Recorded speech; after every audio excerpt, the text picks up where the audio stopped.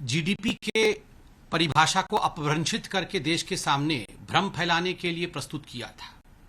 जहां तक राहुल गांधी और कांग्रेस पार्टी का सवाल है, इसमें कोई आश्चर्य नहीं है कि सीएनपी वाले अर्थात करप्शन, नेपोटिज्म और पॉलिसी पैरालिसिस वाले जीडीपी के सही अर्थ को कभी समझ नहीं सकते हैं। भ्रष्टाचार, भाई भतीजावाद और पॉलिसी पैरालिसिस के कारण किस प्रकार से कांग्रेस के समय ग्रोथ नहीं हो पाया था, ये हम सबने देखा था। और राहुल गांधी जी, आपने जीडीपी को अपभ्रंशित किया, मगर आपको शायद ये याद नहीं है कि कल ही एक बहुत बड़ा ऐतिहासिक विषय हुआ है। 2021 और 2022 जो फाइनेंशियल ईयर है, उसके क्वार्टर 1 के पहले क्वार्टर के ग्रोथ के नतीजे आए हैं, जीडीपी के ग्रोथ के नतीजे आए हैं।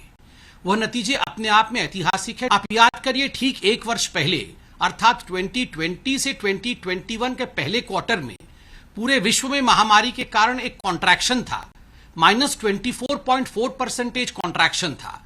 उस कॉन्ट्रैक्शन से 20.1% तक का सफर, यह सफर बहुत कठिन सफर रहा होगा।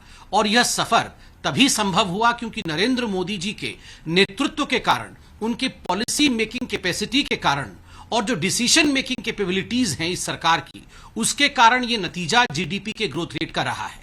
बहरहाल राहुल गांधी ये समझ नहीं सकते हैं और आज वो भ्रम फैला रहे हैं।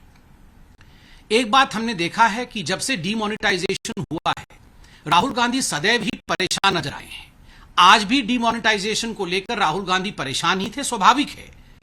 गांधी परिवार ने और कांग्रेस पार्टी ने डीमोनेटाइजेशन में बहुत रुपया खोया होगा। भ्रष्टाचार के नतीजे जो उनके थे, उसके कारण बड़ा नुकसान हुआ होगा। स्वाभाविक है परेशान नजर आएंगे, परेशान रहेंगे। जहां तक मोनेटाइजेशन का सवाल है, आज भी राहुल गांधी कहीं ना कहीं भ्रम फैला रहे थे।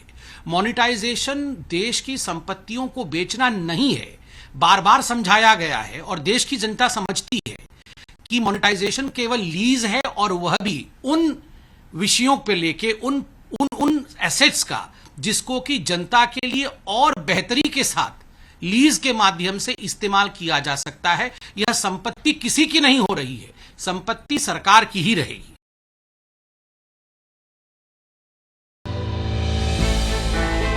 हमने की गलती फिर एक बार, कोरोना ने किया दोबारा प्रहार।